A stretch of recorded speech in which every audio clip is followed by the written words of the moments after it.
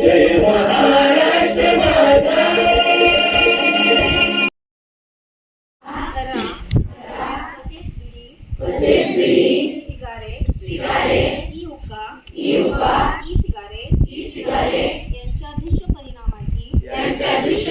मला जाणीव आहे म्हणून मी जन्मभर या व्यसनापासून दूर राहण्याचा संकल्प करीत आहे।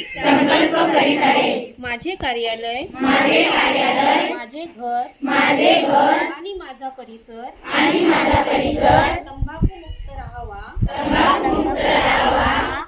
तसेच इतरांनी तंबाखूजन्य पदार्थांचा परित्याग करावा यासाठी मी प्रयत्न करेन। भारत सरकारच्या 2003च्या तंबाखू नियंत्रण कायद्याची प्रभावी अंमलबजावणी व्हावी यासाठी मी सतत प्रयत्नशील राहील। माझ्या आधिपत्याखाली व जिल्ह्यातील सर्व आरोग्य संस्था, शाळा व शासकीय कार्यालये तंबाखू मुक्त तसेच ई सिगारेट मुक्त करेन। मी माझे कार्यालय, माझे घर, माझे गाव, माझी शाळा, माझी संस्था आणि माझा महाराष्ट्र तंबाखू मुक्त करण्याचा प्रयत्न करेन। त्या तंबाखू व ई सिगरेटला नकार, करा सुदृढ आरोग्याचा स्वीकार।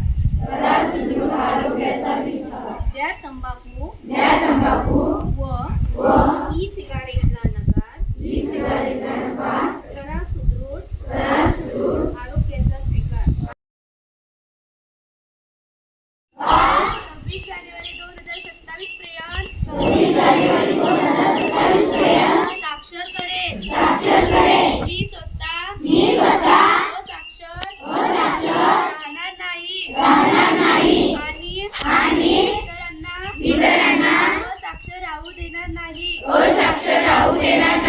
मी माझ्या कुटुंबातील सदस्य मित्र आणि समाजातील प्रत्येक व्यक्तीला वाचन लेखन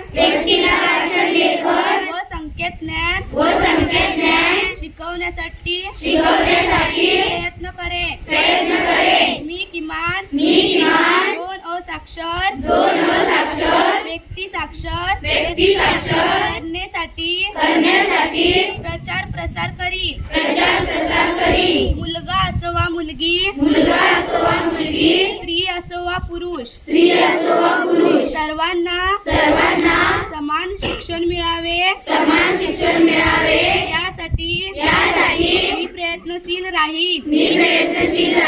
राज्याचे 100% साक्षरतेचे ध्येय गाठण्यासाठी मी माझे सर्वतोपरी व निरंतर योगदान देईन। मी स्वतः शिकेन आणि इतरांना शिकण्यास मदत करेन ज्यामुळे समाज प्रगती करू शकेल।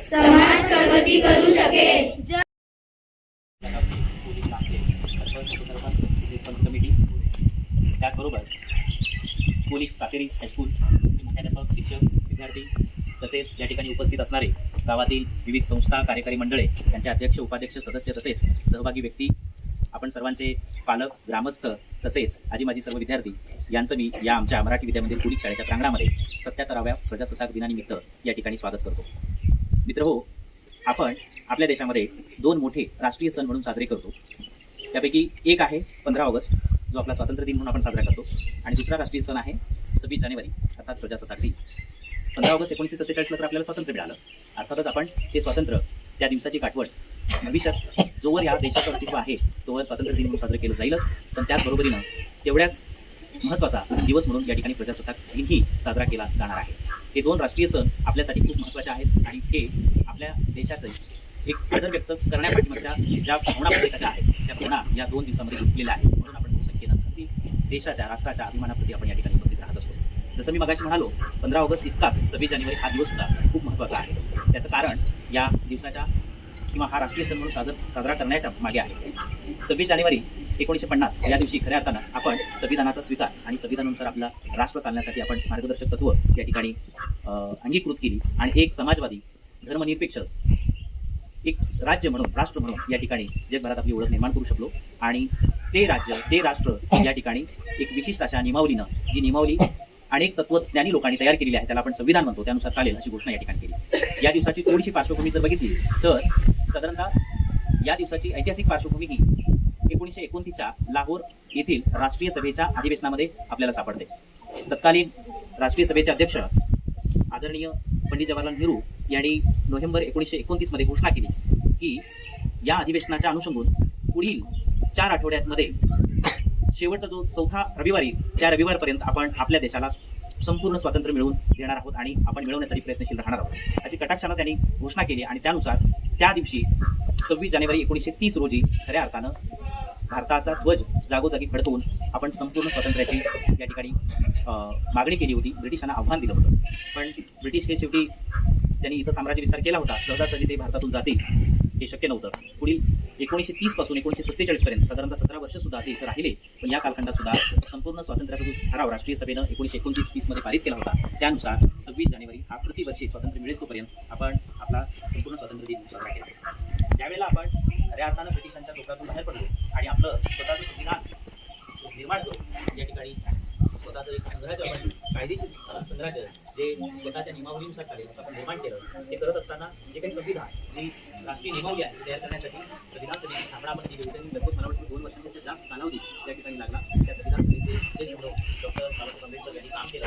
अहोरात्र अनेक देशांच्या संविधानांचा त्या नियमावलीचा अभ्यास करून त्या अर्थाने ती नियमावली नोव्हेंबर 1949 मध्ये तयार झाली.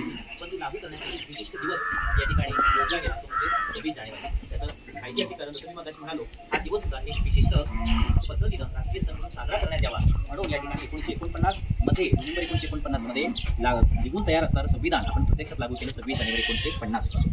आणि मग त्या 26 जानेवारीची एक ऐतिहासिक पार्श्वभूमी सुद्धा या प्रजासत्ताक दिनाच्या कटाक्षानं आपल्याला मानता यावी आणि त्याची कुठेतरी प्रत्येकाला जाणीव असावी. खऱ्या अर्थानं आपण संपूर्ण स्वातंत्र्याचा ठराव जसा 1929 मध्ये मांडला आणि 30 पासून आपण स्वतंत्र राष्ट्र म्हणून या ठिकाणी आपण स्वतः घोषित केलं होतं, त्याची सुद्धा या ठिकाणी खऱ्या अर्थानं अंमलबजावणी आपण करत असतो. 1950 मध्ये पहिला स्वातंत्र्याचा ठराव आणि त्यानुसार आपण स्वतंत्र देशाची घोषणा आणि स्वातंत्र्य दिवस म्हणून साजरा केला होता.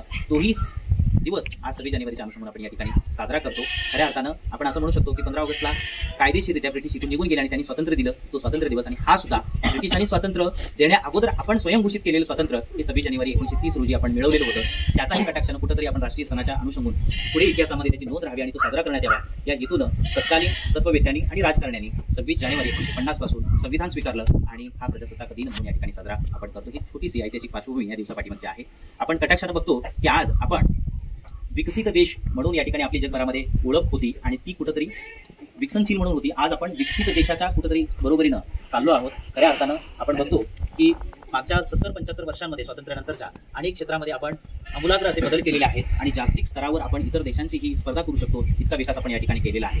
खऱ्या अर्थानं आपल्या गावभागांमध्ये रस्ते आले, पाणी पोहोचलं, वीज पोहोचली, सगळं काही पोहोचलं. लक्षात घ्या, शिक्षणाची गंगा सुद्धा पोहोचली. पण इथं असणाऱ्या शिक्षण व्यवस्थेत आपण जर बघितलं तर कुठेतरी आपली शासन व्यवस्था धीम्या गतीनं प्रयोग करते आणि विकास साध्य असतं आपल्याला दिसतं. आणि त्या अनुषंगाने आपणच आपल्या इथल्या सर्वांगीण विकासाचा एक केंद्रबिंदू असणाऱ्या शिक्षण व्यवस्थेला आपणच ग्रामस्थानी इथल्या असणाऱ्या व्यवस्थेनं त्याचा विकास साधावा याच्यासाठी पुढाकार घेणं आजच्या काळाची खरंच गरज आहे. आपण अनेक गोष्टी आज म्हणतो की आपण made in India, make in India ह्या सगळ्या संकल्पना आपण या ठिकाणी राबवतो आणि खऱ्या अर्थानं जगभरात आपला वाहवा होतो. तसं आपल्या शिक्षण क्षेत्रात सुद्धा होणं गरजेचं आहे. आणि त्याची खऱ्या अर्थानं जी पायमल्ली आहे ती शासन व्यवस्थेकडून होतेच, पण तिला अधिक गती जर द्यायची असेल तर खऱ्या अर्थानं आपण इथल्या स्थानिक लोकांनी ती गोष्ट स्वतःच्या नजरेत आणली पाहिजे आणि विकास साधला पाहिजे. जेव्हा आपला खऱ्या अर्थानं शैक्षणिक विकास चांगल्या पद्धतीने होईल तेव्हाच आपण कुठेतरी या जागतिक स्तरावर चाललेल्या स्पर्धेला आपण आपले विद्यार्थी तोंड देऊ शकतील, त्या स्पर्धेत टिकू शकतील. याच्यासाठी इतिहास आणि शिक्षण व्यवस्था या ठिकाणी बदलणं गरजेचं आहे. जी पारंपरिक पद्धतीची व्यवस्था आहे ती जर आपल्याला बदलायची असेल तर खऱ्या अर्थानं आपण सर्वांनी विविध गोष्टी विविध मुद्दे बाजूला ठेवून फक्त आणि फक्त आपल्या गावचा विकास हा शिक्षणाच्या अनुषंगाने प्राथमिक स्वरूपात व्हावा याच्यासाठी प्रयत्नशील राहणं गरजेचं आहे. आजच्या प्रजासत्ताक दिनानिमित्त या ठिकाणी आपण उपस्थित राहिला आहात. कटाक्षाने आपण सगळ्यांनी या ठिकाणी एक स्वतः एक प्रतिज्ञा करूया की आपल्या इथे असणारी जी 2 संकुल आहेत ज्ञानाची, ती संकुल आपण या ठिकाणी पुढच्या 1-2 वर्षांमध्ये खूप चांगल्या पद्धतीने डेव्हलप करता येतील याच्यासाठी आपण सगळेजण प्रयत्नशील राहूया. खऱ्या अर्थानं दुर्गम समजला जाणारा हा कोलीचा भाग शिक्षण क्षेत्रामध्ये खरंच चांगल्या ठिकाणी आहे, कारण इथं प्राथमिक शिक्षण सुद्धा व्यवस्था आहे, माध्यमिक शिक्षणाची सुद्धा व्यवस्था आहे. म्हणजे लक्षात घ्या की पुढचं उच्च शिक्षण घेण्यासाठी आपले विद्यार्थी इथून जो काही पाया आहे शैक्षणिक तो मजबूत करून पुढे जाऊ शकतात. इथली व्यवस्था तुम्ही कणखर बनवा. या ठिकाणी इथं असणारे शिक्षक असतील, इथं असणारी व्यवस्था असेल, त्या व्यवस्थाने एकमेकांना आपण सहाय्य करून या गोष्टी आपण करू शकतो. या प्रजासत्ताक दिनानिमित्त मला तुम्हाला सगळ्यांना या ठिकाणी एक आवाहन करायचं आहे की या शिक्षणासाठी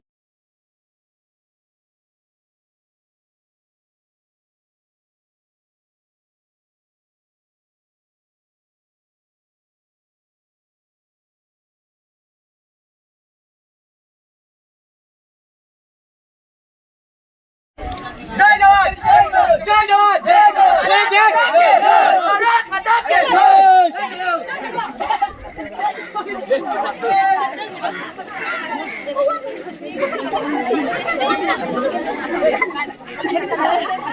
भूमि कर्मभूमि अमुची महवंदनीय किसान प्रिय ही माय मराठी अमुची.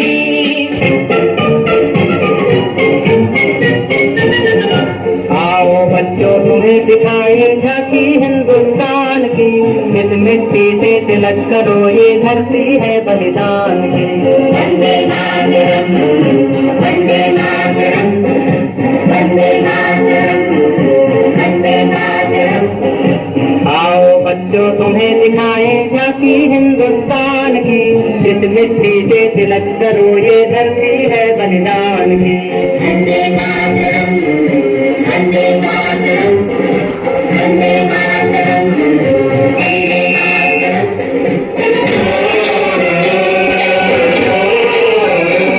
मेरे देश की धरती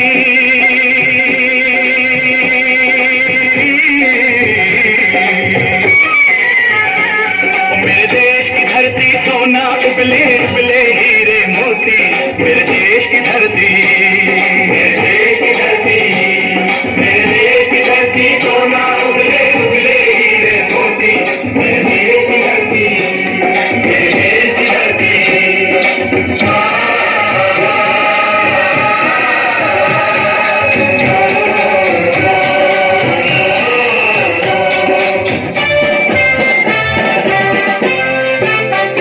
बल सागर भारत हो बल सागर भारत हो. विश्वात शोभुनी राहो विश्वात शोभुनी राहो. बल सागर भारत हो बल सागर भारत हो. विश्वात शोभुनी राहो विश्वात शोभुनी राहो.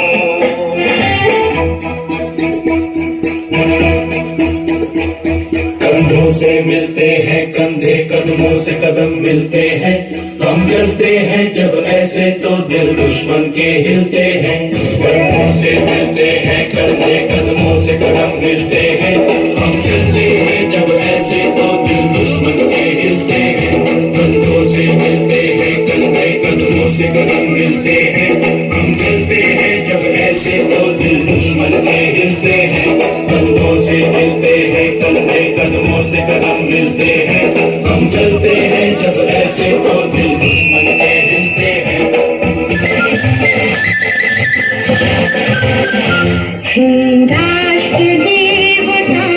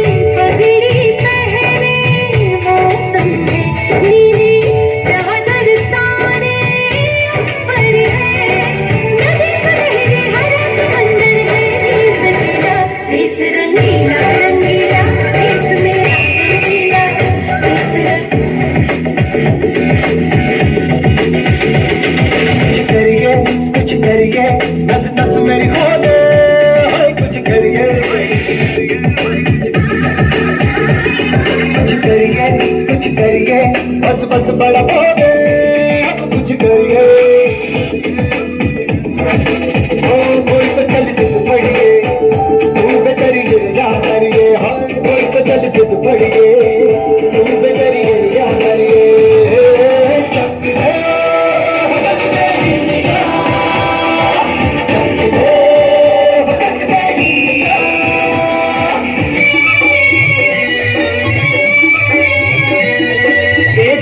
वीर जवानों का, अलबेलों का, मस्तानों का, इस देश का यारो, इस देश का यारो क्या कहना, ये देश है दुनिया का कहना।